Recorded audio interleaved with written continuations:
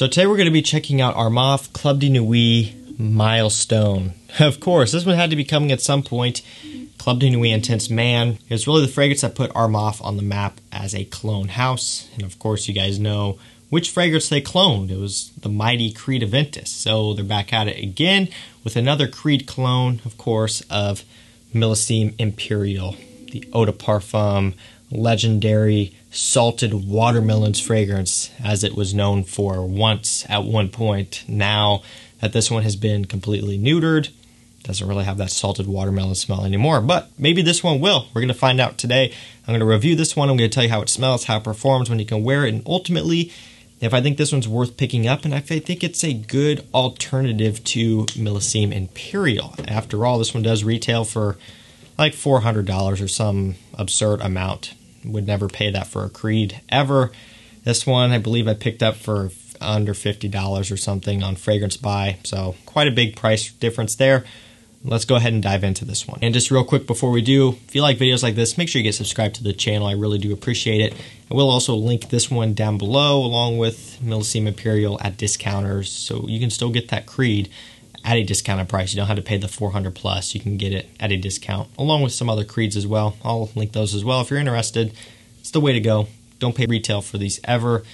Those links will be down below. So let's go and jump right into it, starting off with how this fragrance smells. Now when you first spray it on, you'll get that Millesime Imperial smell right away. So I can tell you right off the bat, they do a good job at capturing that type of scent. Now, the main difference for me when I spray this one on is I get this sour smell. And I believe that's probably coming from the bergamot. So this one has bergamot, it has red fruits, and also marine notes. So those are the three top notes listed for this one. Bergamot, red fruits, marine notes. It's not quite the same type of note breakdown as Millesime Imperial in terms of top notes, but it is what it is.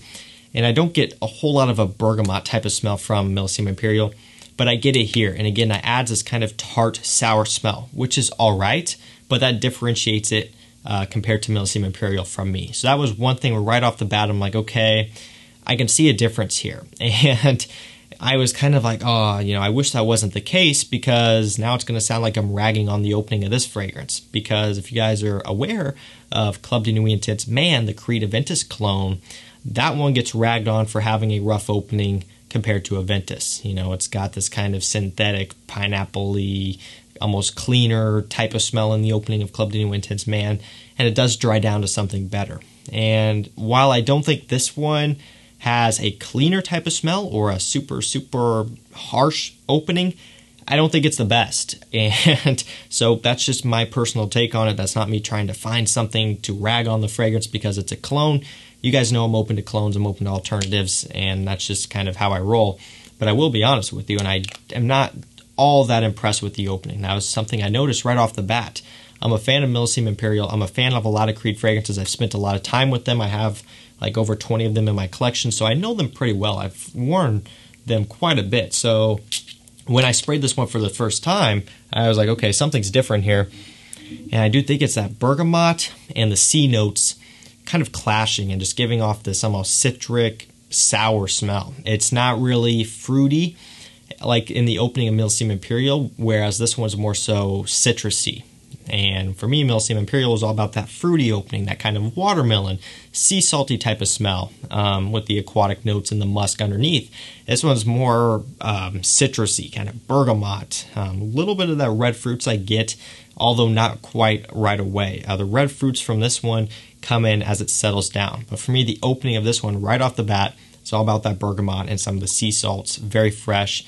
And again, Millesime Imperial for me is all about that fruity top note, that fruity opening. So there is a difference there. But it's not all bad. As this one starts to dry down, that citric, sour type of smell does start to go away. It does start to smooth out. And from there, I do get some of those fruit notes, those red fruits as it's called in the note breakdown. I do still get that sea notes, the aquatic saltiness, and also the musk. The musk is a main player in this fragrance, just like it is in Millesime Imperial. It's a very musk-based scent, and I find that to be the same with a lot of Creeds, even Aventus. Aventus is something that's all about the pineapple, that's all about the birch, that's all about even really the bergamot, the blackcurrant, the apple. But a main player that people don't usually talk about in Aventus is that muskiness. It's that signature Creed musk ambergris type of thing that's used through the majority of their scents. I get that in Millesime Imperial, and I get that in here as well. So as it starts to settle down, it does start to get a bit closer to Millesime Imperial. And it's also worth noting for me that part of the thing that throws this one off in the opening is the violet leaf. Now for me, violet leaf is a note that I love. I think it's underutilized. I think it's an interesting type of note, and it has its own character. It's very distinct. When you smell it, you know what it is. You know it's different. And I get that in here, and that's also what throws off the balance of the opening of this one. Violet leaf kind of has this cooling, fresh, almost ozonic type of smell. And while it's not a complete main player in the opening, it is there. And I think it just kind of tweaks the DNA in a weird way for me to where that's kind of why I'm not the biggest fan of the opening. For me, in the dry down, it's all about the fruits, the musk, the ambroxan, and this nice woody undertone. Some sandalwood, some vetiver in there, although neither of them really stand out. It's just kind of woods for me, on top of the muskiness, on top of that saltiness, on top of the fruitiness. That's kind of what I get. That's what basically makes up the note breakdown and the smell that I get from Millesime Imperial as well. For me, Millesime Imperial has always been a fragrance that smells kind of high-end, almost like a luxurious money type of smell. Like, for whatever reason, every time I smell Millesime Imperial and I think about the scent, I think of just a successful guy like on a boat, like on a yacht. And maybe he's in the bathroom on that boat, just kind of, applying his fragrance, freshening it up, and then going out on the deck and just enjoying the time, because it has this salty smell, kind of like you would be out there on the ocean, just the salty ocean air. And it also has this kind of luxurious, fruity, musky smell that just smells like someone who would be perhaps wealthy, enjoying some nice drinks on the boat, just kind of having a fun time with his wife and family and friends, just having fun. That's kind of what Millesime Imperial always reminds me of, just a rich guy on a yacht is the simplest way to put it. And I do get the same type of feeling from here. It just has this kind of fresh, fruity, fun, but at the same time upscale type of smell. And sometimes that can be hard to pull off.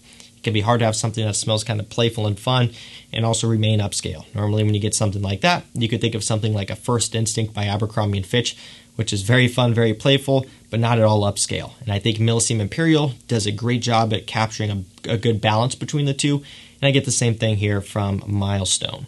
And this should be an obvious one, but seeing the coloration of the bottle, you would know right off the bat what they are trying to accomplish here with this one. Gold, gold. And the new bottles of Millesime Imperial are all gold instead of, the clear flacon like this. They're all gold. So, they weren't trying to cover up here what they were up to with this one. Talking about performance, longevity on my skin is good. So this is where the review starts to really take a positive note. 8 hours on my skin, which is better than the original Millesime Imperial for me. And I'm talking about my newer batch, that being a 2016. So I guess at this point it's not new. It was new when I got it. It's not really new anymore. 2020, 2019 batches, I can't speak on performance. I would imagine it's probably not the best because my 2016 batch is not the best. I've had older, like 2011, 2012, maybe 2014 or something like that, bottles of Millesime Imperial. And it was much stronger, it was much different, had more depth, had more of that salty watermelon type of smell that I was talking about in the beginning. Performance was better back then. Even on my 2016, not the best. So this one beats it out in performance there. Projection-wise, it's a decent projector. Nothing too strong, nothing too crazy. And again, same with the original Millesime Imperial, nothing to write home about with performance. And that's one of the main gripes with Creed fragrances. Aside from a couple of them, most really don't perform that good. I mean, I have Aventus, Viking, and Green Irish Tweed. Those are probably my top performers off the top of my head. Those all do good on me. Everything else, nothing really to write home about. So performance here on this one is great, and for a very small fraction of the price, that's a really great selling point with this one. Obviously, wearability, it's going to be a primarily summer-based fragrance, spring-summer casual, although could be dressed up as well. You guys know the drill. This is pretty standard stuff here, as I'm sure most of you have checked out Millesime Imperial at one point. Where things would get a bit different is going to be the quality. This is always kind of a weird part to talk about because people will say that you're a niche snob if you say that something that is more inexpensive is not as good of quality as something that is more expensive. And in the beginning, when I first started checking out fragrances, I thought the same. I'm like, oh, that's probably just a bunch of BS. It's just more expensive because it's a niche brand. But as you start to smell more things, I have a pretty decent sized collection now. I've smelled more than what I own. So I've been around anything from $10, $15 fragrances to $300, $400, $500 fragrances, right? I've had a nice variety to check stuff out. And I can tell you that quality here is not going to be as good as the Creed. And I'm not saying that Creeds are top quality for a niche brand, because they're not. There's niche brands that are cheaper than Creed that, in my opinion, have better quality. But I would say that generally Creeds have better quality than the Armaf counterparts. What I will say, though, is this doesn't smell like a cheap piece of crap, right? It's decent quality, especially for the price. But just don't be surprised when you get this one and spray it on and it's not as smooth and refined as your Creed. That's just not going to be the case. So go ahead and start to wrap this one up. My final thoughts on Milestone by Armaf. It's a solid one. It's a solid alternative. Is this something that would replace my Creed? Honestly, probably not. I mean, maybe I would wear this one if I was in the mood for Millesime Imperial and I didn't want to wear it for whatever reason, although I don't think that would happen. And just because it's not going to be my alternative doesn't mean that it shouldn't be yours. For me, to be honest, I don't reach for Millesime Imperial often anymore at all. I didn't wear it once last summer, and it's just not really my jam anymore. It's just not really my thing. I have other stuff to reach for. So this isn't something that would necessarily take the place of that, because if there was a day where I'm like, ooh, I want to smell like Millesime Imperial, I'm just going to wear Millesime Imperial. I have that 120 ml bottle, which is most of the way full. I have enough to spare. But for you or anyone else out there who just doesn't want to pay that price, doesn't want to have the crappy performance, this is a great way to go. So guys, let me know your thoughts on this one down below. Thank you so much for watching. Stay safe, stay healthy. We'll see you tomorrow with another one.